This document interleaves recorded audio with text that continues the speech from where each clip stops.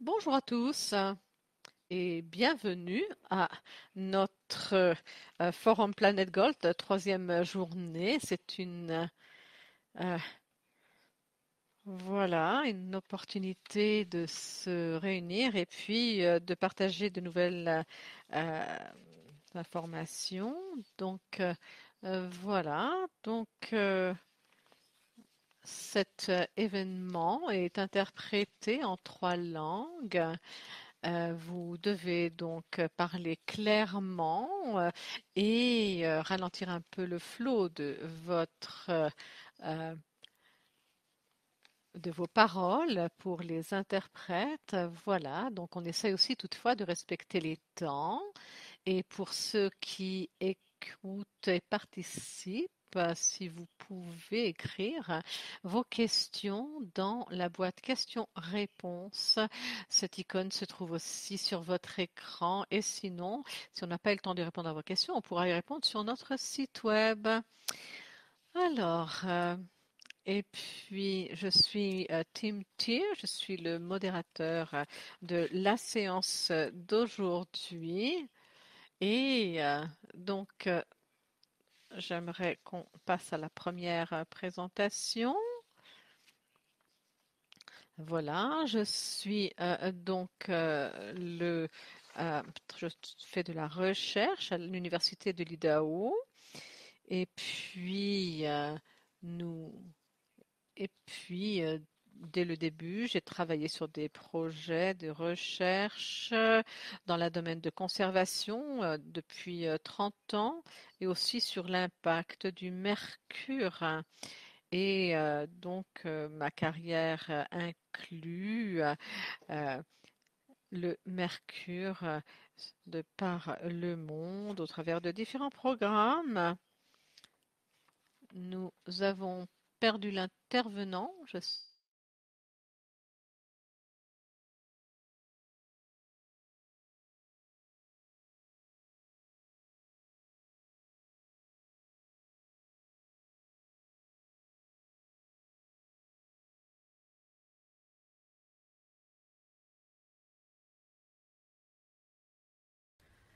Alors, voici les figures qui sont présentes sur cette diapositive. Comme vous pouvez le voir, il y a trois sources essentielles que nous appelons alors les matrices focales. Alors, nous avons l'air, le biote et les humains qui sont essentiels. Ces figures sont extrêmement importantes et ceci afin de d'observer alors les maps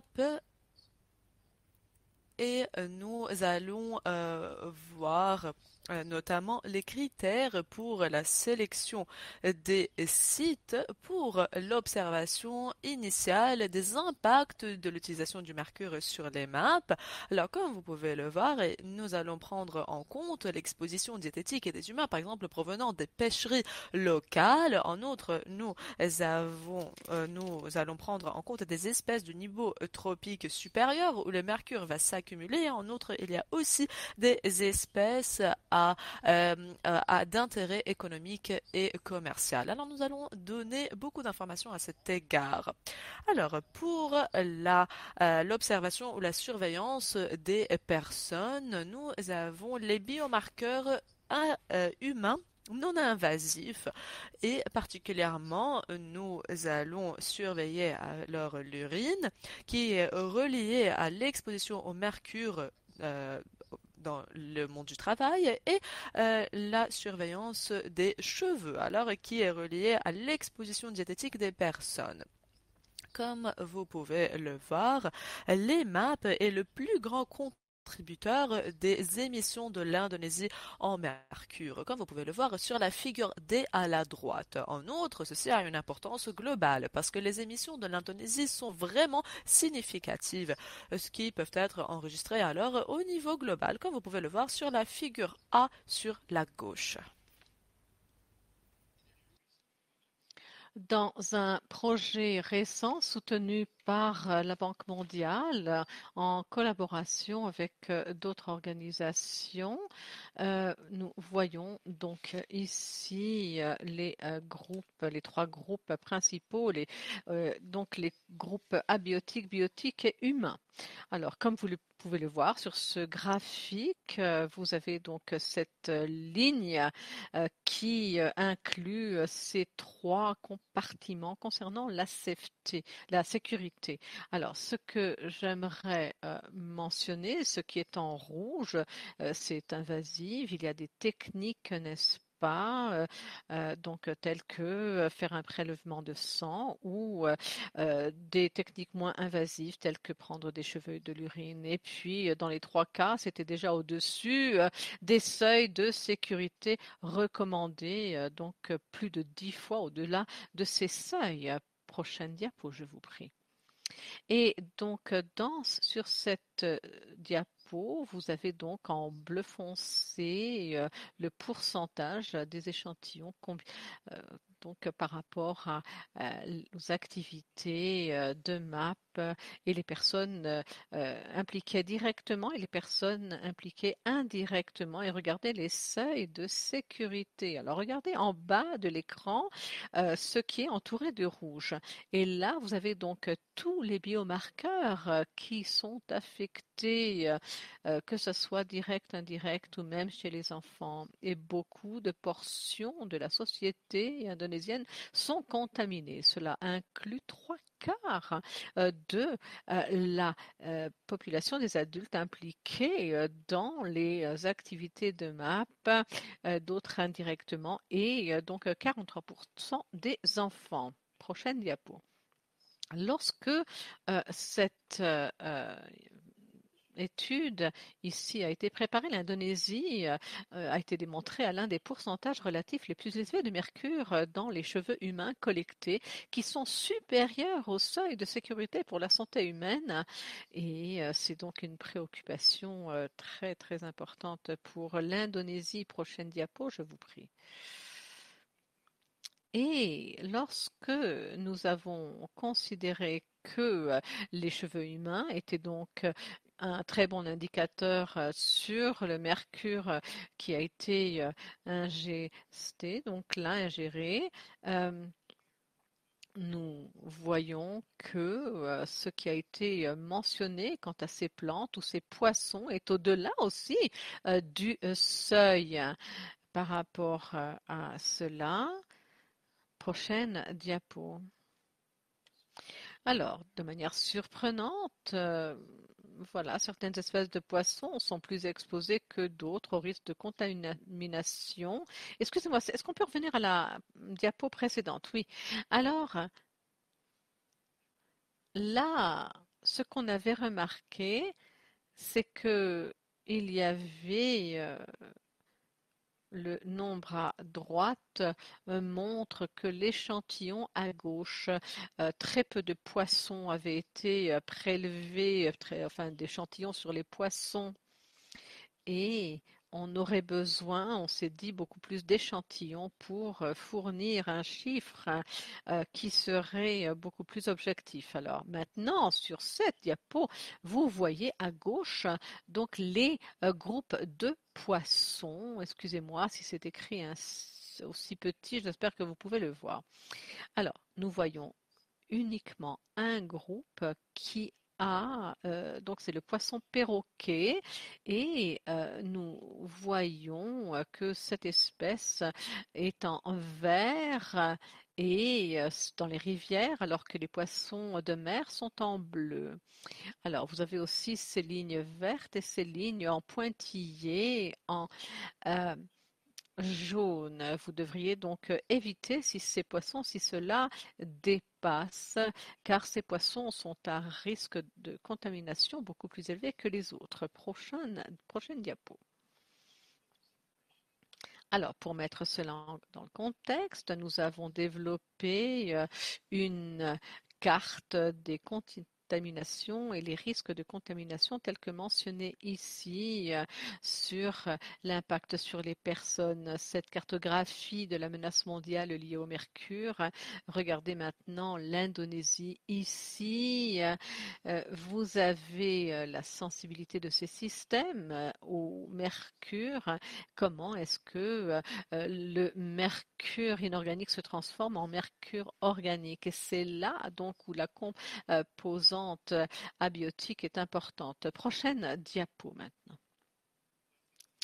Alors, si on étudie beaucoup plus, de manière plus approfondie, l'Indonésie, là, cela indique les niveaux plus élevés de menaces. Vous le voyez ici dans le bloc C, c'est le résultat du haut niveau de risque tel que vous le voyez dans le carré B à droite en haut de l'écran et la sensibilité à gauche. Prochaine diapo.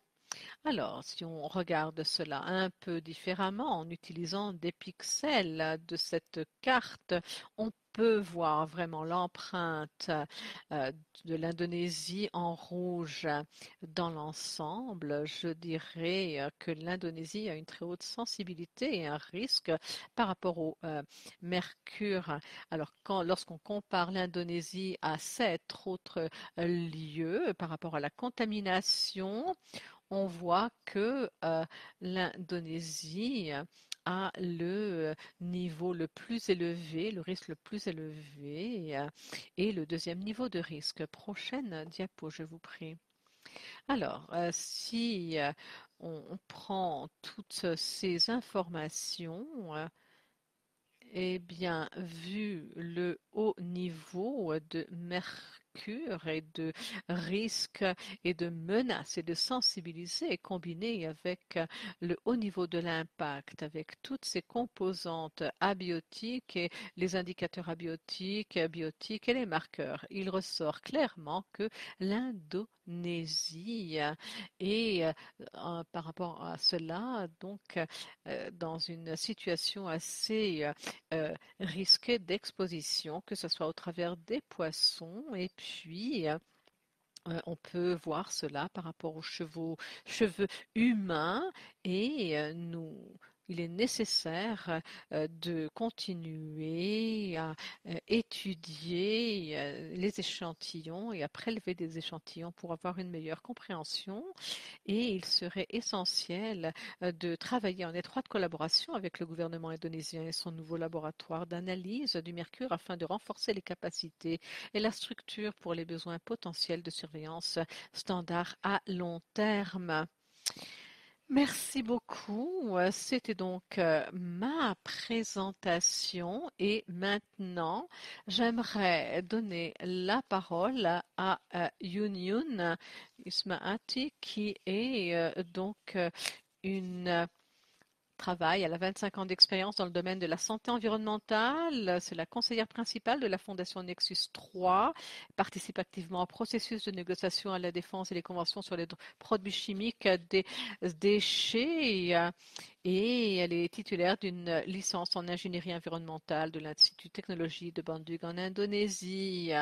En 2000, elle a cofondé Bali Focus, qui a ensuite été rebaptisé en Nexus for Health, Environment and Development Foundation. Elle a également participé en tant que membre du comité directeur à divers réseaux d'ONG. C'est un plaisir de vous avoir avec nous aujourd'hui.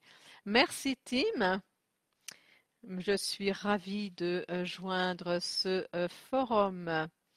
Alors, comme Tim l'a déjà mentionné, j'aimerais continuer en présentant notre travail en Indonésie. Le projet est soutenu par la Banque mondiale. Prochaine diapo. Alors, en Indonésie, nous avons identifié à peu près 190 villes sur 514 où il y a des activités DMAP. Actuellement, Plus d'1 200 000 mineurs sont enregistrés comme mineurs, excusez-moi, artisanaux et à petite échelle, et plus de 10 millions de personnes sont considérées comme population à risque.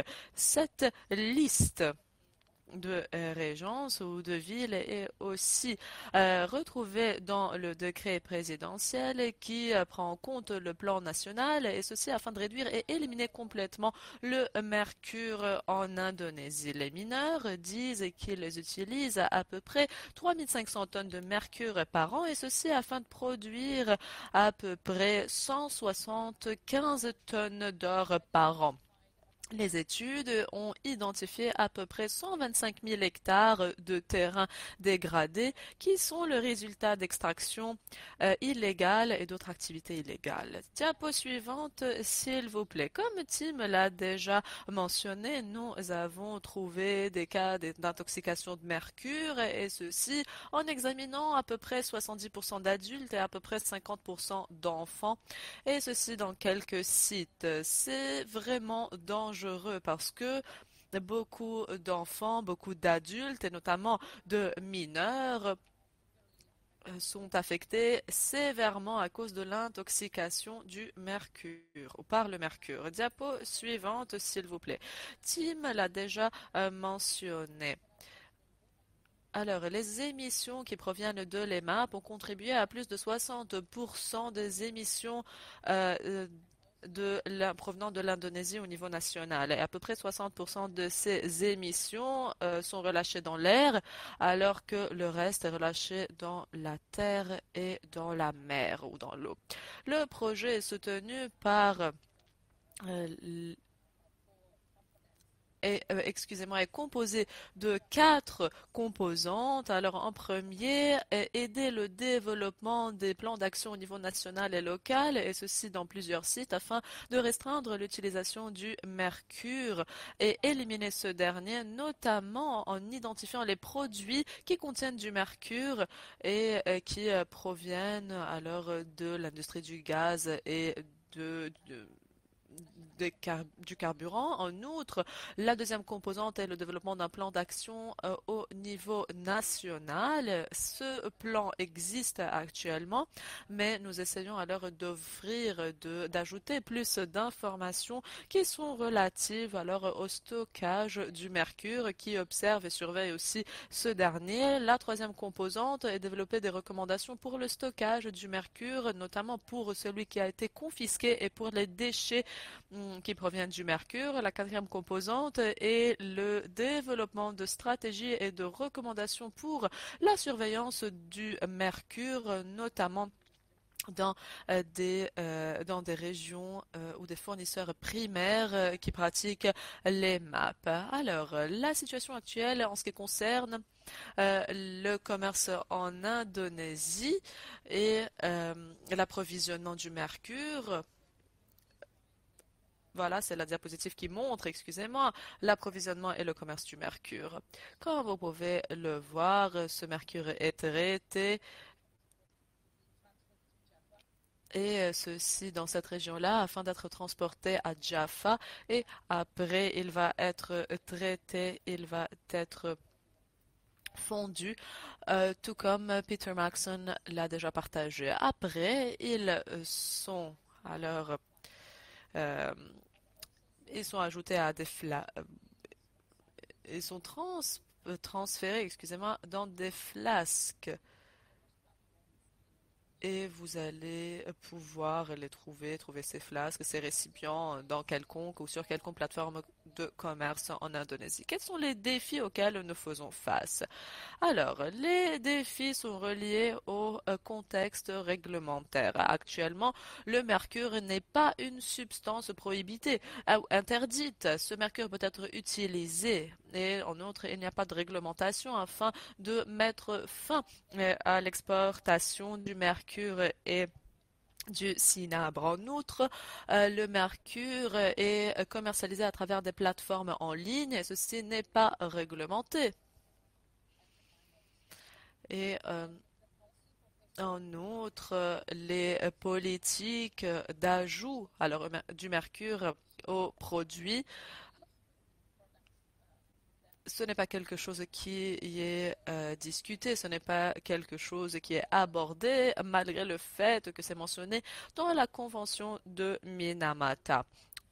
Alors, d'après les données de 2022 que nous avons reçues après notre surveillance en ligne et de quelques sources, plus de 60 tonnes de mercure ont été confisquées jusqu'à présent. Alors, c'est depuis 2019 et non pas 2017. Nous avons une petite erreur. Alors, après la rectification de la convention de Minamata par le gouvernement, alors le mercure confisqué euh, n'est pas considéré. Alors, ce n'est pas quelque chose, ne représente pas un crime. Et actuellement, malheureusement, le gouvernement est en train de se focaliser sur les petits joueurs, disons, et non pas sur les grands criminels, disons. Alors, il y a cette nécessité de développer les lignes directrices, et ceci afin d'appliquer euh, les ordonnances du tribunal ou les décisions judiciaires, ceci en ce qui concerne le mercure. Alors, en outre, nous soutenons le gouvernement de l'Indonésie et la déclaration de Bali qui a été publiée en mars en mars précédent, excusez-moi. Ceci reflète aussi l'engagement du gouvernement afin de mettre fin au commerce illégal du mercure qui reste présent abondamment, malheureusement, en Indonésie. Diapo suivante, s'il vous plaît. Pour cela, au sein de ce projet, euh, nous proposons un système durable de stockage pour le cinabre et le mercure et potentiellement un système d'élimination de ce mercure. Alors, comme vous pouvez le voir, les défis sont trop répandus euh, et le, euh, l'extraction minière de cinabre est toujours décentralisée et malheureusement, il n'y a pas alors d'éléments sur le traitement et la stabilisation ou des établissements de traitement et de stabilisation de mercure. Et malheureusement, il n'y a pas alors d'établissement d'élimination. Cette infrastructure qui est absente rend la gestion du cinabre et du mercure encore plus complexe. Diapo suivante, s'il vous plaît. Alors, le stockage qui respecte l'environnement du mercure, alors une série d'approches et de méthodes qui va réduire le taux de contamination environnementale en général et l'exposition des humains à ce produit. En outre, réduire l'exposition des autorités qui travaillent sur la confiscation et qui traitent ces stocks de mercure illicite, ces réserves de mercure illicite. En outre, offrir une destination sécurisée pour le mercure confisqué et l'excès de mercure, réduire l'exposition des personnes travaillant dans le secteur de la santé qui sont en train d'appliquer alors une suppression progressive de ce mercure.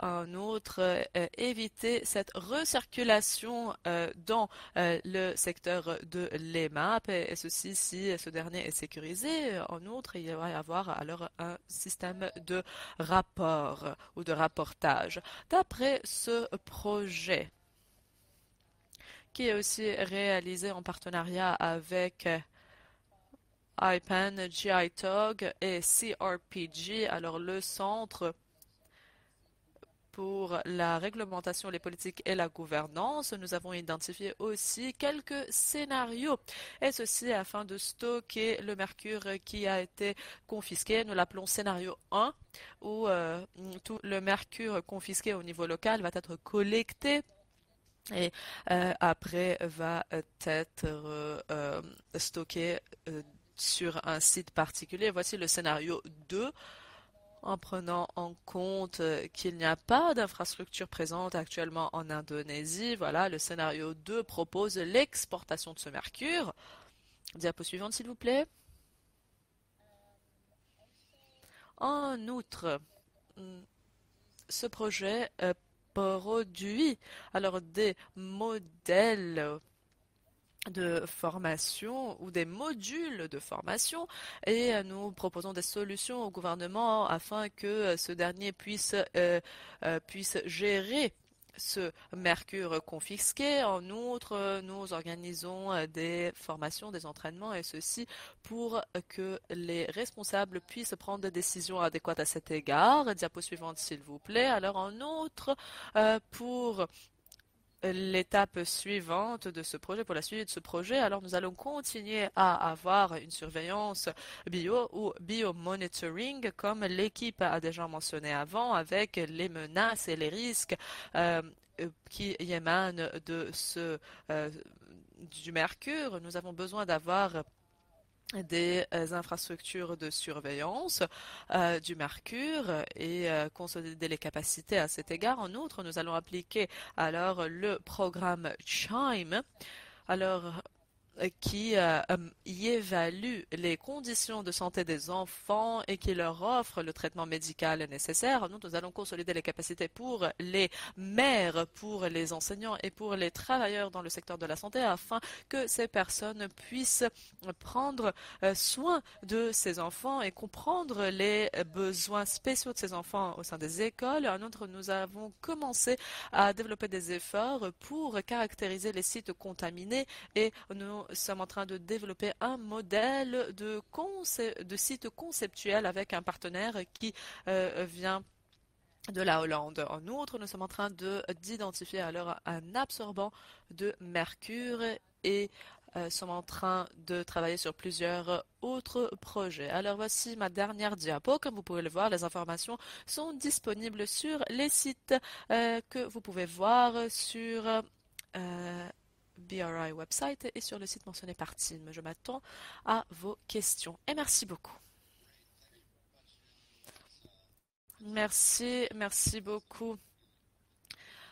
Union, c'était vraiment une présentation excellente et exceptionnelle avec beaucoup d'informations. Je voudrais vous dire à nouveau que si vous avez quelconque question sur ces présentations, s'il vous plaît, utilisez la boîte de discussion, faites vos commentaires, posez vos questions et durant la séance de questions-réponses, nous allons revenir vers elle après nos autres présentations. Maintenant, je voudrais présenter Dr. Duel Christianti, qui est la gestionnaire de projet au niveau national du projet Goldesnia et ceci avec le PNUD Indonésie. Alors, Dr. Dewey est né à côté d'un site où des activités de l'EMAP ont été pratiquées.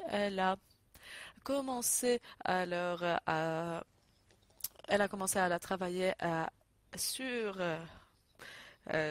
les problèmes qui sont relatifs au mercure et ceci à cause du fait qu'elle a vécu cela comme nous l'avons déjà entendu. Alors, Dr. Dewey Christianti va maintenant nous parler alors de son travail. Merci beaucoup, Tim. Merci de m'avoir donné l'opportunité de faire cette présentation. Permettez-moi de partager alors la stratégie de Planet Gold en Indonésie et ceci afin de réduire l'utilisation de mercure dans le secteur de la map en Indonésie et je voudrais aussi partager les leçons apprises. Lorsque nous parlons à propos de cela, nous posons toujours la question suivante. Comment calculer cela? Comment estimer les taux? Et en outre, comment est-ce que nous pouvons adopter les réglementations du gouvernement afin de réduire l'utilisation de ce mercure et lier tout cela à ces estimations? Alors, combien de mercure est utilisé en réalité par les mineurs? Nous avons 3 sites, 3 projets. Nous les avons croisés avec les références internationales et nationales. Nous avons vu que pour traiter 10 kilos de minerai, ils utilisent 250 grammes de mercure, ce qui est égal à 25 kilogrammes de mercure pour une tonne de minerai. Et voilà, donc cela signifie que uniquement 0,065% du mercure qui est libéré dans l'environnement. Donc, alors par rapport à ce résultat, on s'est demandé pourquoi c'était aussi faible par rapport aux références qui mentionnent quand même 25% libérés dans l'environnement. Donc, on a fait une recherche sur le terrain pour avoir plus d'informations. Alors, le calcul de l'utilisation du mercure et de la production d'or. Alors, certains utilisent des méthodes sans mercure et c'est vrai que sinon, le mercure est utilisé largement par les mineurs en Indonésie. Il était donc nécessaire de faire les calculs suivants pour savoir ce qui se passe sur le terrain. On utilise donc voilà ce qui est donc la moyenne pour produire 1 gramme d'or. Alors par exemple, par rapport à 135 sacs, vous avez 123 grammes d'or, ce qui est égal à 1,05 grammes. Et de 85 sacs, avec 73 grammes d'or, vous obtenez maintenant 1,16 d'or. Et même de 1150 sacs de 1094 grammes d'or, cela représente 1,05. Alors, par rapport à tous ces chiffres, on arrive toujours à 1 quelque part. Alors, ça, c'est donc la constante variable pour 1 gramme d'or. Alors, qu'est-ce qu'on a appris par rapport à ce résultat? C'est que il était donc nécessaire de savoir ce qui s'est passé sur le terrain par rapport aux mineurs. Et par rapport à cela, concernant la pollution, vous avez donc le total du minerai traité, l'alimentation totale en mercure en tonnes, la perte totale de mercure évitée dans l'environnement. Et par rapport au gouvernement, on encourage les mineurs de protéger l'environnement et d'assumer ce rôle. Alors, nous avons donc décidé d'utiliser l'application Jari MAS et cela nous permet de transférer la technologie sur les sites d'extraction, là où nous avons l'objectif est de surveiller donc les unités de traitement sans mercure sur les sites du projet et les sites EMAP en Indonésie. Alors, cette application mobile permet au projet de collecter des données sur les sites du projet sur base journalière. Cela nous aidera aussi, enfin aidera le gouvernement d'Indonésie de savoir ce qui se passe sur le terrain. Prochaine diapo, je vous prie. Alors, j'aimerais aussi bien passer au sujet suivant, les leçons tirées de l'intervention technologique sans mercure par rapport à au renforcement des capacités. Les formations ont été octroyées aux mineurs pour savoir qu'est-ce qui était mieux sur le site par rapport à leur travail et la technologie ou les alternatives de technologie sans mercure a été mise en place. Et les mineurs pensent que en ayant une seule machine sur les sites, on pourrait utiliser ça sur tous les sites, alors que ce n'est pas le cas. Alors, cet esprit doit changer par rapport à la technologie. Alors, par rapport aux leçons tirées de cette situation, l'expérience des mineurs doit être prise en compte dans le processus de la conception de la technologie sans mercure. Alors, comment la voie à suivre sera que les mineurs seront bien informés des résultats attendus du projet et impliqués dans la préconception de la conception du processus. Et nous, les mineurs sera nécessaire de les informer davantage. Les mineurs de sexe féminin peuvent également bénéficier des interventions technologiques. Alors, c'est quelque chose de positif, n'est-ce pas? Et puis, il est nécessaire donc d'introduire des prototypes par rapport à cela. Donc maintenant, numéro 3, l'accès au financement permettra aux mineurs de décider de la technologie, par exemple, de la capacité, de la conception et la formalisation des mineurs dans les coopératives minières augmentera leur responsabilité dans le transfert de la technologie. Alors, c'est vrai que c'est une bonne modalité à adopter pour s'adapter aux choix technologiques des mineurs. Par rapport à cela, il sera nécessaire d'identifier les projets et d'informer les mineurs de ce qui change. Il est d'ailleurs important de s'assurer du soutien du gouvernement local dans le processus d'établissement de la technologie. Par exemple, donc l'octroi de terrain, les licences ou les permis et les transferts d'actifs. Il Voilà, donc pendant la phase du budget aussi, il faudra penser à ceci. Alors, il était nécessaire aussi de penser à la durabilité des projets, la préparation et l'établissement d'un centre d'excellence pour les MAP soutenu par le ministère de l'Environnement et le ministère des Finances pour le respect de l'environnement, la santé et le secteur économique au sein de la communauté. Cela a été initié et je pense que il était temps, car cela a été aussi encouragé et sponsorisé par les ministères. Et sinon, nous avons reçu une lettre de demande de la Direction générale de l'énergie et des ressources minérales du PNUD pour soutenir les sites EMAP dans d'autres provinces en Indonésie. Prochaine diapo. Voilà, j'espère que Planète Gold Indonésie pourra faire en sorte qu'il y ait une meilleure compréhension de ce que nous faisons, tel que c'est le cas pour d'autres pays. Voilà, oui, merci beaucoup. C'était très intéressant d'entendre ce que vous aviez à dire. Beaucoup d'informations aussi pour les autres, très intéressantes. Je vous rappelle que si vous avez des questions, chers participants, n'hésitez pas de les mettre dans le foyer de discussion en bas de l'écran. Et puis pendant la séance, on pourra plus tard répondre aux questions.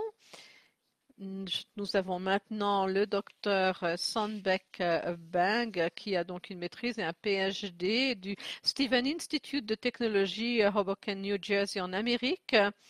Et donc, il a travaillé aussi pour la Corée, pour COMIR, c'est-à-dire le département de la coopération internationale en tant que chef d'équipe. Et c'est aussi donc un expert du comité sur la subvention de l'aide et le docteur Bang a donc travaillé pour la réhabilitation des mines. C'est un grand honneur d'avoir l'opportunité de présenter mon projet en cours en Indonésie. Je suis Sonbek Bank de Comir. Comir est une agence du gouvernement coréen sous le ministère du Commerce, de l'Industrie et de l'Énergie. Comir est principalement axé sur l'exploitation des données et la réhabilitation des mines dans le domaine minier. Aujourd'hui, je veux vous présenter mon projet dont le titre est Remédiation de la contamination du mercure dans les zones minières d'Indonésie. Voici donc les sujets que je vais présenter pour ma présentation. Je vais vous présenter une vue d'ensemble du projet, puis je vous parlerai de l'histoire du laboratoire d'analyse du mercure et de l'étude du site. Puis je vous parlerai des démonstrations sur le terrain et je vous montrerai aussi le concept et peut-être que nous pourrons l'appliquer bientôt. Et enfin, j'expliquerai aussi le programme sur le renforcement des capacités. L'objectif du projet est le renforcement des capacités en matière de gestion efficace et systématique de la contamination par le mercure. Ce projet a démarré en mai 2020 et se terminera en 2024. Mais ce projet a accusé un certain retard en raison de la pandémie de Covid-19. Donc, en fait, notre projet a vraiment commencé en novembre dernier, en 2021, et nous aurons peut-être besoin d'une année supplémentaire. Donc, j'espère qu'on pourra terminer en 2025. Le budget est d'environ 4,6 millions de dollars américains, sponsorisé par l'Institut coréen de technologie globale avancée et mis en œuvre par le consortium communautaire avec la Direction générale des minéraux et du charbon du GMC. Alors, la première chose consiste à établir un laboratoire d'analyse plus professionnel, y compris l'acquisition d'équipements et l'information sur les équipements opérationnels. Le second est une enquête et une évaluation du site de contamination du mercure. Je vais mener cette enquête dans le Kalimantan central et le Nusa Tenggara occidental, puis nous allons l'appliquer donc sur le terrain pour le traitement du mercure dans le Kalimantan central. Et enfin, nous allons mettre en place un programme de renforcement des capacités. Tout d'abord, il s'agira d'élaborer des directives sur la gestion du mercure, puis de mettre en œuvre le programme de sensibilisation au mercure afin d'organiser un programme de formation sur invitation. Et enfin, nous allons organiser un atelier local. Cette diapositive est juste pour vous montrer l'organigramme du projet. La première étape consistera à établir un laboratoire d'analyse du mercure. Nous allons fournir l'analyseur de mercure, puis nous allons former d'autres fonctionnaires du gouvernement à son fonctionnement. Ensuite, nous nous concentrerons sur les autres contrôles de qualité. Car c'est très important, car il y a une contamination au mercure en Indonésie. Et voilà, pour cette raison, nous allons donc nous focaliser sur le laboratoire d'analyse du mercure, c'est très important. Après cela, nous allons faire une enquête d'évaluation, mais d'abord la planification et ensuite nous voulons faire l'enquête et ensuite le contrôle d'accès basé sur une enquête de surveillance. Après cela, une fois que nous connaîtrons le degré de contamination, nous ferons un travail de démonstration sur le terrain, une démonstration sur le terrain pour traiter le sol contaminé au mercure. Nous concevrons donc certains équipements et ensuite, nous procéderons au traitement final, puis aux activités de maintenance et d'exploitation tout en assurant la surveillance. Et enfin, nous voulons fournir un programme de renforcement des capacités. J'ai déjà mentionné l'élaboration de lignes directrices, puis la création d'un programme de sensibilisation au public et le lancement d'un programme de formation sur invitation à un atelier local. Ceci, c'est avant l'établissement d'un laboratoire d'analyse. Nous devons fournir l'équipement. Donc, nous allons fournir un appareil portable qui est en haut de cette diapositive. Vous voyez les appareils portables. Voilà, l'analyseur. En bas, vous voyez les analyseurs de la station. Voici un analyseur de mercure Romex. Nous pouvons donc mesurer la concentration de mercure dans l'air. Mais lorsque nous rattachons cet accessoire, l'analyseur mercure Zeeman, nous pouvons analyser le mercure total dans le sol et dans l'eau. Donc, ce que cela signifie, c'est que si on utilise le Rumex, nous mesurons le mercure dans l'air et dans l'eau et dans le sol. En d'autres mots, nous pouvons tout mesurer. Donc, nous allons fournir ces trois-là, l'analyseur du mercure, celui qui est portable, et aussi l'analyseur de station pour le mercure. Ensuite, nous allons fournir deux analyseurs de méthylmercure, puis deux analyseurs de mercure digital. Un est automatique, tandis que l'autre est manuel. Voilà, donc je pense que en Indonésie, il est très facile de mesurer la concentration totale de mercure, mais très difficile de mesurer le méthylmercure en Indonésie. Alors, l'une des raisons est que vous n'avez pas d'analyseur de méthylmercure. Pour cette raison, nous allons fournir les deux analyseurs du mercure. Et nous allons également procurer des équipements, un évaporateur rotatif et un four à moufle, ainsi qu'un drone Phantom 4 multispectral et un mètre muni d'une électrode mesurant l'oxygène dissous et un pH mètre pour le sol, ainsi que des tiroirs de laboratoire et une table et une chaise et quelques consommables. Donc voilà, on fera donc une enquête sur le site qui sera donc, il y aura donc un sondage préliminaire qui sera effectué à Kalimantan Central sur la Sulawesi et Nusa Tenggara Ouest et à Sumatra ainsi qu'à Java et Java Centre. Et on, voilà, donc par rapport à cela, on avait fini aussi un sondage en novembre.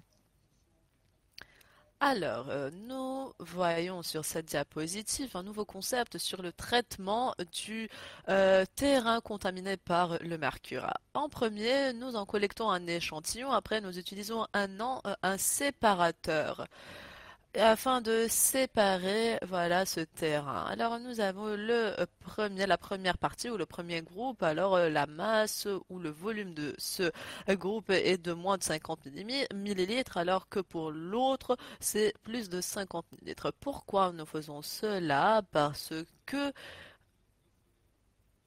le mercure existe en particules vraiment fines à l'intérieur de ce terrain, de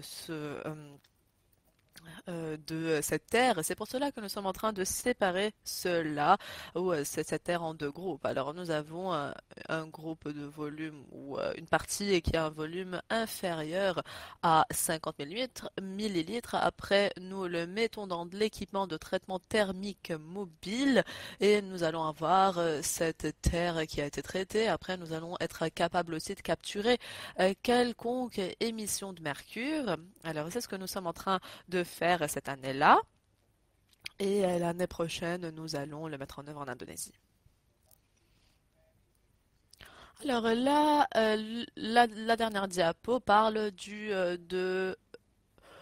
de la consolidation des capacités, du programme de consolidation des capacités. Alors en premier, comme je l'ai déjà mentionné, nous allons développer des lignes directrices sur la gestion du contamination du mercure, et ceci dans la région du Kalimantan central et dans la région de l'ouest de Nusa Tenggara, etc. Nous sommes en train en premier de faire des enquêtes sur le site et de en collecter les résultats est basé alors sur la gestion de contamination du mercure, sur la ligne directrice de cette dernière. Nous voudrions alors avoir une opération ou mettre en œuvre un programme de sensibilisation publique sur la contamination du mercure et aussi dans la région du Kalimantan central. En outre, nous allons avoir des agents, des responsables gouvernementaux indonésiens qui vont venir en Corée et nous allons leur offrir un programme de formation, deux séances voilà, de formation et après nous allons avoir aussi un groupe de travail, un atelier de travail local et ceci sur la gestion de la contamination par le mercure. Alors nous en avons déjà fait deux ateliers de travail, mais il en reste beaucoup et j'espère vraiment que vous allez nous rejoindre. Alors si vous avez quelconque autre question, si vous désirez recevoir plus d'informations, vous pouvez me contacter après, nous allons être capables de communiquer et peut-être que je serai capable aussi de répondre à vos questions par mail. Merci beaucoup.